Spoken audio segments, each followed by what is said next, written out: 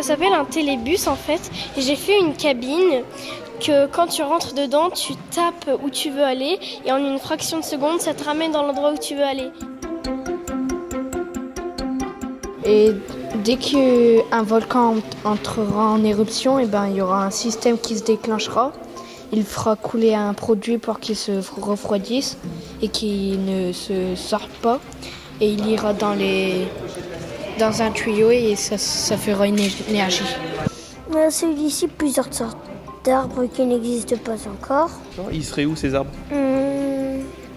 Réserves naturelles, parcs nationaux, dans les villes, partout.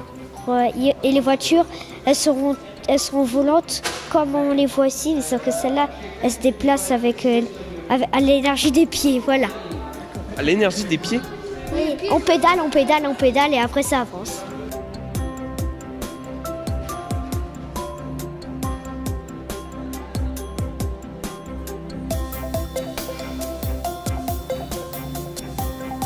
Au musée aujourd'hui se déroule le début d'un atelier qui va permettre de réaliser une fresque qui fait 1,60 m sur 10 mètres de long.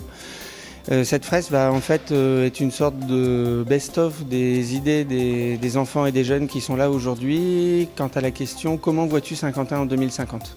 L'objectif est de compiler plein d'idées que pourraient avoir les jeunes sur ce que pourrait être la ville du futur, en l'occurrence notre ville, la ville de Saint-Quentin, puisque donc il va y avoir des éléments du patrimoine, des éléments reconnaissables de notre ville, et des choses probablement plus générales qui pourraient être étendues à la vie des êtres humains en 2050 en ville.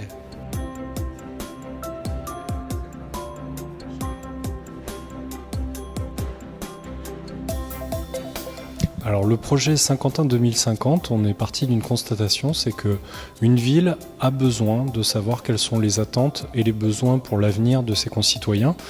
Et quoi de mieux que de faire un diagnostic de tout ce qui a été fait avant, les études, les diagnostics, et surtout, et là on est là pour ça aujourd'hui, faire une consultation la plus large possible de tous les Saint-Quentinois, de tous les âges et de toutes les professions.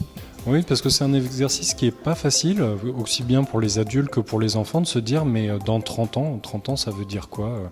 Les iPhones n'existaient pas, Airbnb n'existait pas, plein de choses n'existaient pas il y a même 10 ans. Donc pour les enfants c'est encore plus dur, mais c'est ceux pour lesquels c'est le plus facile d'avoir quelque chose de complètement débridé et livré à leur imagination.